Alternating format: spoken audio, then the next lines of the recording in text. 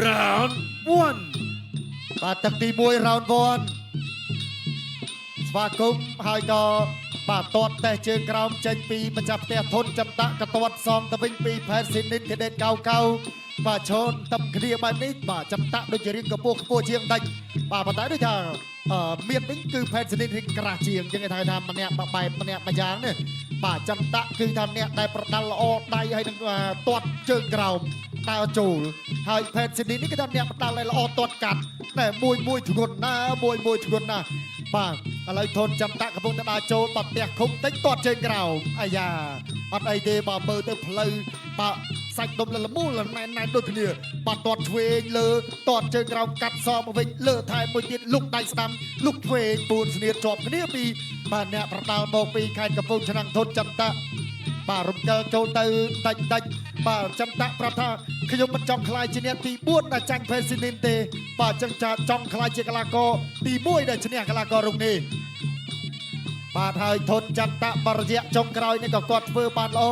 បរិយៈចុងក្រោយគឺតែងតែទទួលបានជ័យជំនះជារឿយបាទចឹងយើងចាំមើលថាយ៉ាងណាយ៉ាងណីនោះគូនេះបាទប្រកួតចុងក្រោយនេះចន្តៈផ្ដួលកីឡាករបរទេសត្រឹមតែទឹកទី1ទេ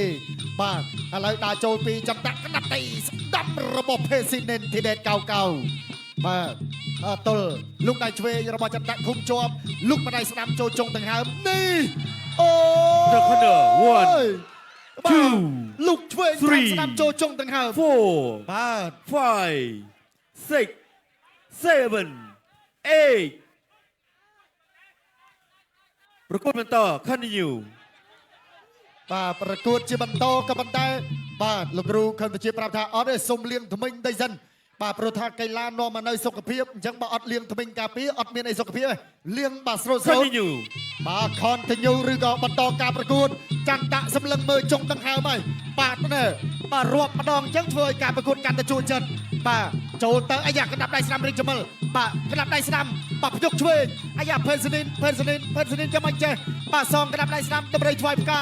ទៅអើយបាទចន្តៈស្រោចកណ្ដាប់ដៃបាទចូលដៃទី2នេះគឺចាចូលចុងដង្ហើមជាបន្តទៀត3 4 5 6 7 8 9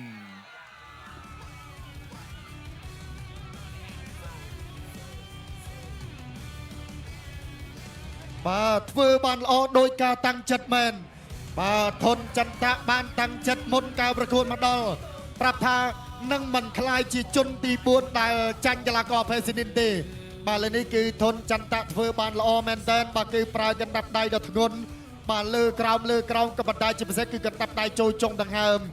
បាទយ៉ាងណាក៏ធនចន្តៈបានបាទសំពះសុំទោបាទក្នុងនាមជាអ្នកដែលស្រឡាញ់វិស័យក្បាច់គុណដូចគ្នាបាទផេស៊ីនិនមើលទៅថា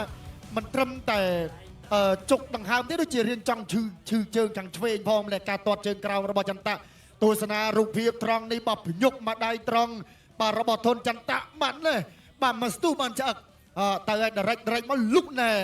បាទទៅមកអស់តែម្ដងតែអត់ទាន់អីទេបាទសបរៀមសមកវិញបាទលុកដៃស្ដាំមួយទៀតរបស់កីឡាករធនចន្តៈធ្វើឲ្យកីឡាករផេស៊ីនិនបាទកំពុងតែ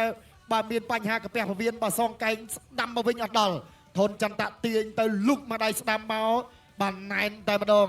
បាទទស្សនារូបភាពសារឡើងវិញពីក្រុមការងារបច្ចេកទេសរបស់ស្ថានីយទូរទស្សន៍ជាតិកម្ពុជាបាទលុកម្ដាយស្ដាំនេះរៀងប្រឆិតទេក៏ប៉ុន្តែដៃមុនហ្នឹងគេថាចូលពេញណែនណាបាទណែនមែនទែនបាទចឹងលោកគ្រូខឹមសុជាតិបាទរាប់ជាលើកទី2ហើយក៏បាទកីឡាករថៃគឺមិនអាចបាទបន្តការប្រកួតទេក៏រាប់ដល់10តែម្ដងបាទអរគុណច្រើនប្រិយមិត្តទស្សនិកជនបាទយើងស្ដាប់ជាមួយនឹងការប្រកាសលទ្ធផលជាផ្លូវការពីគណៈកម្មការរៀបចំការប្រកួតបាទសូមអរគុណកីឡាករបង្គោលក្រហមធនចន្តៈកម្ពុជាទទួលបានជ័យជំនះដោយវាយកីឡាករបង្គោលខៀវធីដេតស៊ីនិនកៅមកពីប្រទេសថៃបោះបង់កាត់នៅក្នុងទឹកទី1